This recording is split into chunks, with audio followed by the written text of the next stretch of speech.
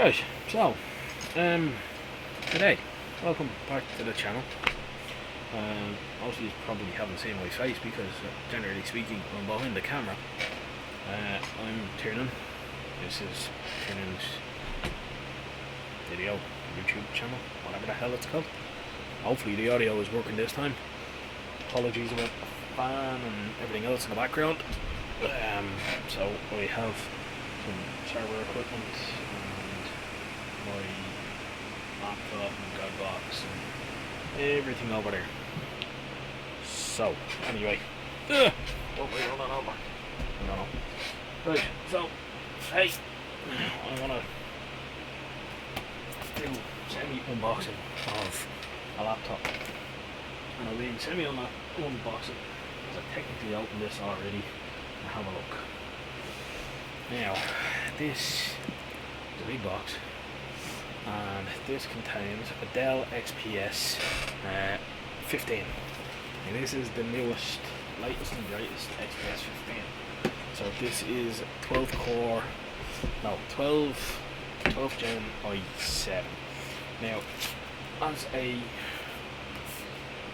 full disclosure, we use these in the office. These are work machines, so they're not mine, but I get to play with them before I give them to somebody else. And this is the old one. And by old one, I mean this is last year's model. So this is an 11th gen i7. And if I remember correctly, this is 8 cores. Hold on, let me see. While I'm waiting for this to boot up, this is, as far as I remember, 8 cores.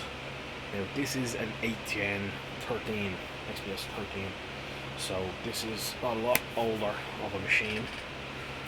This was spare, I borrowed it to test something. Okay, great. So let's have a quick look while I am here. So this one in particular, the Core i7 11800H. 2.3 gigahertz, so it's 8 cores, 16 threads. It's hyper-threaded, all the usual bits and pieces. I'm not going to show you the screen because Teams has just loaded up on it. So, but there's 32 gigs RAM in this, and if I remember correctly, it's a half a terabyte NVMe drive. Now, the new one. So, from when I was looking at this, the new one looks almost identical, and by almost identical, it is. So, look, new one. And the only reason I'll know them is because the old one has fingerprint marks all over. So, twin Thunderbolt on that side, single Thunderbolt and a SD card on that side, and that's it. Audio, actually, there's a microphone or a headphone jack on one side, and you've got a mini Kensington lock on the other. And these are pretty much identical, other than that. And actually, hang on, which one is the no? Yeah, okay. So this one, actually, hold on a minute, is that a difference? No, it's not. So this one here, now I haven't actually turn this on yet, so it's not being configured, but fingerprint reader for the power button, nice big trackpad. Now these are the 12th gen i7s, and I can't remember what the spec of it is. A few moments later. Quiller Wi-Fi 6,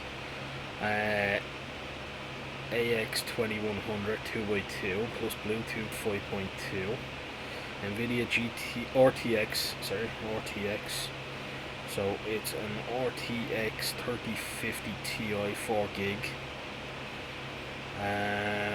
So it just says i7 processor label. That doesn't really help. 512 gig NVMe, 2 8 gig, there we go, so 2 8 gig DDR5 DIMMs, so we will have to get different DIMMs if you want to upgrade these. 12th gen Intel i7 12700H, 24 megs of cache, 14 cores. So the i7-12700H, what's the spec of an i7-12700H? I know there's a certain number of Intel arc. Okay. Why is go?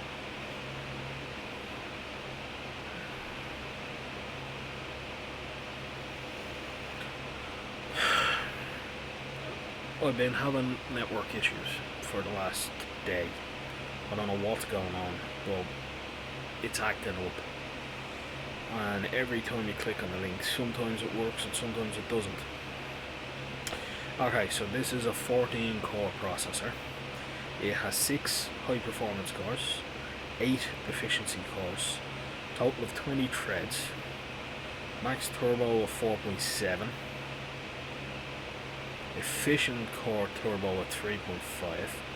There's 24 megs of cache. Base processor base power 45 watts, 115 max, minimum assured power 35, and it will take 64 gigs of RAM. It's got Z graphics. Wait, hold on, does that mean it actually has it? Z graphics eligible. They must have it because it's saying that there's 96 execution units. It will do 4096 by 2304 at 60 Hz on HDMI and 7680 by 4320 at 60 Hz on over DP. And it will do 496 by 2304 on 120 Hz over EDP, or integrated flat panel. So Thunderbolt 4 and all the other usual bits and pieces. So this is a nice spec bump. Like, I mean, okay, so you're losing 2 performance cores compared to the 12th gen or the 11th gen. So the 11th gen was 8 cores all in, and they were all the performance cores because they didn't have efficiency cores back then. This one is 6 performance cores, but there are 8 efficiency cores. So I suppose it's going to be an interesting thing to play around with and see what it can do. I have to get this hooked up and configured. I picked it up the other day and it's been sitting here waiting to be worked on since. I'm hoping to get it sorted tomorrow. I've been up to my eyes with other bits and pieces. So I will try and do an update at some stage and give you some performance ideas. Not completely sure what I can compile as a test. It's a developer machine that we use them for, so I might try download Firefox, the Firefox code base, do a compile on the 8 core, have a look and see what it does, do a compile on the 14 core, give you an idea, and we see what happens. Hopefully that will be in the Cloud Shed. If you haven't figured out what Cloud Shed is, go to, I don't know, what did I, my Cloud Shed,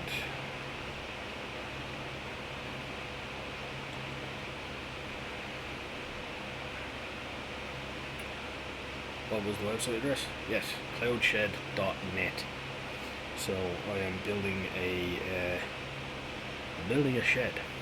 Well, I built the shed, and I'm now building a other weird wonderful stuff. Leave it with me. We can figure it out, and we will get back to you. But anyway, like, comment, subscribe, all that usual jazz, and yeah, thanks for watching. Actually, before I go, I better kind of explain something. So, you are currently recording this on my Blackmagic 6K. Where's my phone?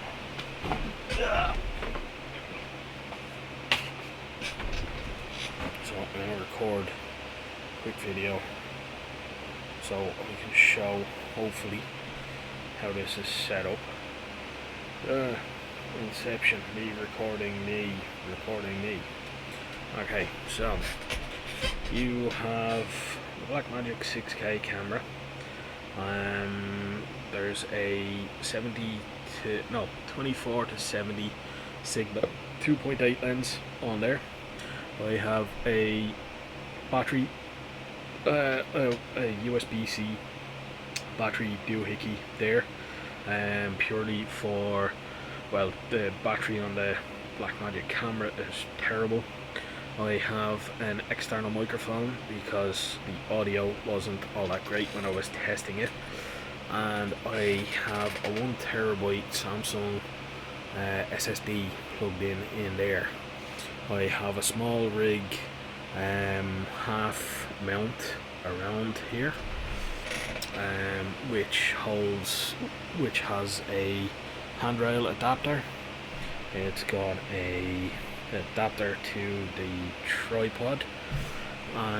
It's got a plate on here that holds the microphone and the battery that is attached on there through Velcro. There is a USB cable to power, which is from someone.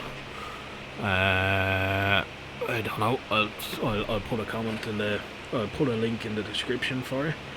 And then there's a USB-C to C for the Samsung as well. And all in, it's fairly impressive bit of kit. So, if this video has gone to plan, you will see me recording me and talking in the background while I'm recording what's going on. But yeah, so this is recorded on the Blackmagic 6K in RAW, and yeah, hopefully all goes to plan. Hopefully this actually works. We'll see what happens. But anyway, so until next time, which as I said will hopefully be in the next couple of days in the cloud shed. By then, Tiernan, and like, comment, subscribe. I'll talk to you the next time. Good luck.